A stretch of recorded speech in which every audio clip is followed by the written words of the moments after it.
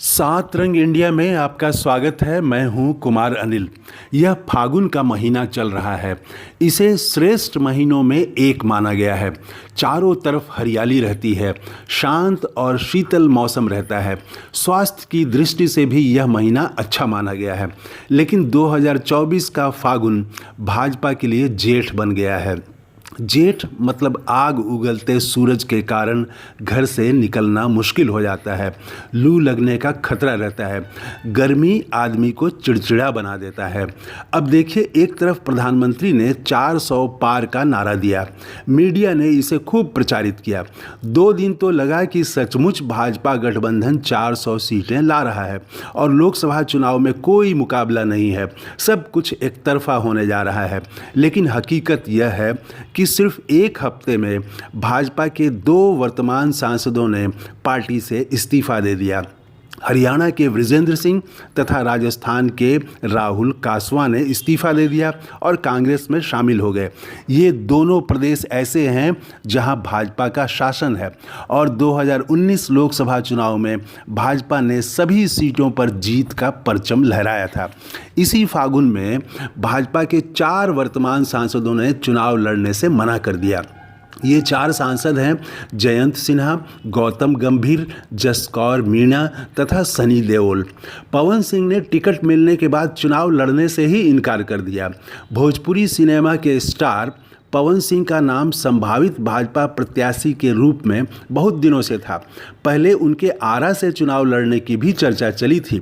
भाजपा ने उन्हें आसनसोल से टिकट दिया और पवन सिंह ने चुनाव लड़ने से ही इनकार कर दिया। एक वर्तमान सांसद उपेंद्र रावत ने भी चुनाव लड़ने से मना कर दिया है।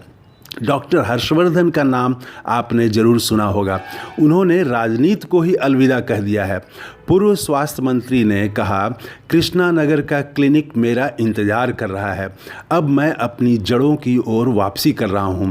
डॉक्टर हर्षवर्धन ने फागुन में राजनीति से संन्यास ले लिया। टिकट कटने से भला कोई संन्यास लेता है? राजनीति से संन्यास तो निराशा में ही नेता लेते हैं। सोचिए, डॉक्टर हर्षवर्धन जैसे कई बार के विधायक, 2 बार के सांसद ने किस निराशा में संन्यास लिया होगा।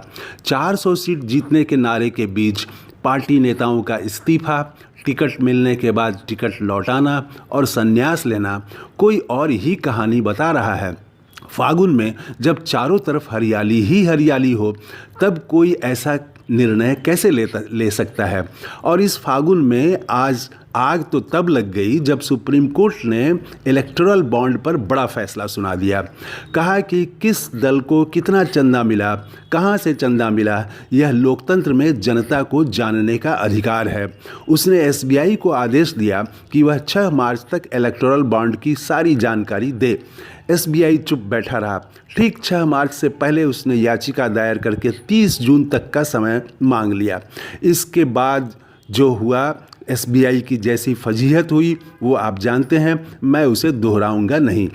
अब तो 15 मार्च का इंतज़ार है, जब चुनाव आयोग सारी जानकारी अपनी वेबसाइट पर साझा करेगा। इस सावन भाजपा की मुश्किल बढ़ गई है। जिस दिन सुप्रीम कोर्ट ने यह फैसला दिया, उसी दिन कुछ घंटे बाद केंद्र सरकार ने CAA के नियम लागू कर दिए। देश भर में पुलिस को अलर्ट कर दिया गया। लगा कि देश में कुछ नया होने वाला है, लेकिन मुसलमानों ने शांति बनाए रखी। कोई हंगामा नहीं हुआ। विपक्षी दलों ने ताबड़तोड़ हमले किए। कहा कि यह ध्यान भटकाने के लिए CAA लाया गया है। राहुल गांधी ने तीखा हमला किया। नाम लेकर कहा कि नरेंद्र मोदी के चंदे के धंधे की पोल खुलने वाली है। 100 दिन में स्विस बैंक से काला धन लाने का वादा करके सत्ता में आई सरकार अपने ही बैंक का डेटा छुपाने के लिए सुप्रीम कोर्ट में सिर के बल खड़ी हो गई। इलेक्टोरल बॉन्ड्स भारतीय इतिहास का सबसे बड़ा घोटाला साबित होने जा रहा है। इलेक्टोरल बॉन्ड और CAA के बीच ही भाजपा के एक सांसद ने कह दिया कि पार्टी को 400 सीट चाहिए ताकि संविधान बदला जा सके। इस बयान से एक नया बवाल खड़ा हो गया। विपक्ष ने आरोप लगाया कि भाजपा डॉक्टर अंबेडकर के संविधान को ख़त्म करना चाहती है, बदलना चाहती है। विपक्ष का यह भी आरोप है कि भाजपा संविधान में दिए गए लोकतंत्र, बराबरी और न्याय के सिद्धांत और अधिकार को ख़त्म करना चाहती है। ये फागुन भाजपा के लिए जेठ बन गया है। उसका हर कदम उल्टा पड़ रहा है। अब देखिए, कल ही हरियाणा में भाजपा और जेजेपी अलग हो गए। जेजेपी ने कहा कि वह हरियाणा की सभी सीटों पर चुनाव लड़ेगा। तुरंत प्रतिक्रिया दी विपक्षी दलों ने कि यह नूरा किस कुश्ती है। भाजपा की यूपी बिहार की राजनीति का केंद्र है एक खास जाति को छोड़कर अन्य जातियों को संगठित करना। वही सोशल इंजीनियरिंग हरियाणा में भी करने की कोशिश है। लेकिन किसान आंदोलन, पहलवान बेटियों के साथ अन्याय हरियाणा का बड़ा मुद्दा बन गया है। यह सोशल इंजीनियरिंग पर भारी पड़ सकता है। और उधर कांग्रेस भाजपा पर हमले कर रही है और अपना एजेंडा लगातार सामने ला रही है।